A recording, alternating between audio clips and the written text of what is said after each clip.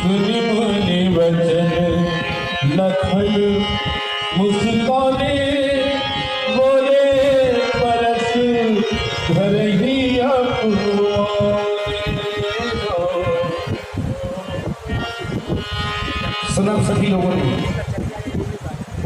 धनुष तोड़ने वाले के विरोध में परशुराम जी महाराज का वक्तव्य, तो कह रहे हैं ये शिव धनु तोड़ा,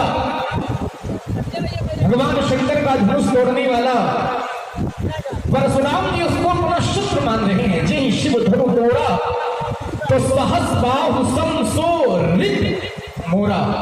ऋत माने होता है शत्रु, और यदि शत्रु प्राप्त न हुआ तो ये करेंगे क्या? तो कह रहे हैं शोभ लगाऊ बिहाई समाजा और नत मारे जई हैं सब। धनुष तोड़ने वाला यदि नहीं मिला तो समस्या राजाओं के लिए है, और उनमें भी एक दो राजा नहीं बल्कि नत मारे जई हैं सब, सभी राजा मारे जाएंगे। मेरा ध्यान परशुराम जी के एक वाक्य की ओर चला गया। परशुराम जी ने बताया शिव धनुष था जो टूट गया है, और ध्यान शिव जी पर जब मेरा जाता है तो भगवान शंकर की कृपा जिस भक्त पर हो जाती है फिर संसार में उसका कोई बाल बांका करने वाला। आशुतोष तुम अवधर दानी और आरती हरो दीन जल। आशुतोष माने शीघ्र, अतोष माने प्रसन्न होने वाले। भगवान शंकर को शीघ्र ही प्रसन्न होने वाले हैं, मुंह मांगा वरदान देने वाले हैं। भगवान शंकर जी की कृपा जिस पर हो जाती है फिर संसार में उसका कोई बाल बाका नहीं कर सकता है। हमारा ध्यान एक कथा की ओर चला गया, और कथा परशुराम जी के ही वंश की है। कथा ये है कि महात्मा मृकंड जो कि भृगुवंश से संबंधित थे, महात्मा मृकंड के पुत्र का नाम था मार्कंडेय चातुर्भुज। लेकिन मार्कंडेय की आयु केवल 5 वर्ष की थी। 5 वर्ष बाद बालक को समाप्त होना ये निश्चित था। महात्मा मृकंड ने संतों से पूछा कि हमारे बालक की आयु बढ़े कैसे, अल्पायु से दीर्घ आयु कैसे होगा?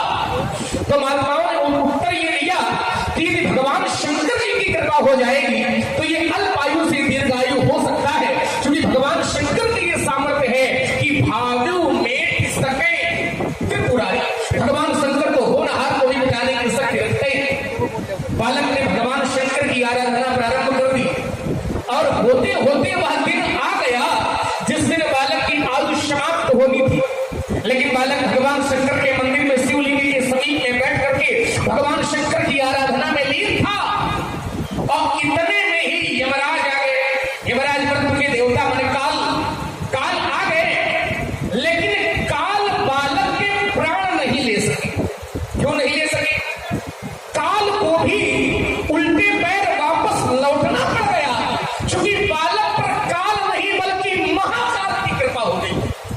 महाकाल की कृपा हो गई तो काल को भी उल्टे पैर वापस लौटना पड़ गया।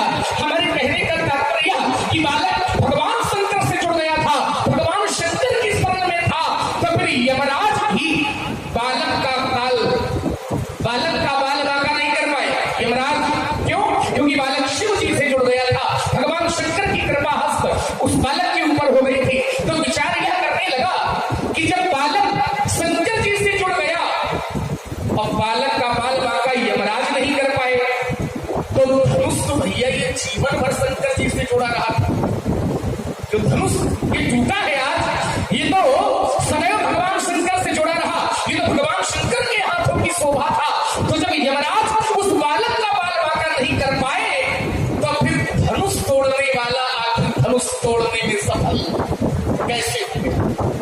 दूसरी और एक बात और इसमें है, हमारे यहाँ आचार्य कहते हैं अकाल मृत्यु वो मरे जो काम करे चांडाल का, और काल उसका क्या करे जो भक्त है महाकाल का। क्यों? क्योंकि मारने वाला है भगवान और बचाने वाला है भगवान, और काल बाल बांका वह सुखे जिसके रक्षक दया निधान। लेकिन दूसरी ओर ध्यान इस बात पर गया, शिव जी यदि बचाना चाहेंगे तो कोई मार नहीं सकता है, लेकिन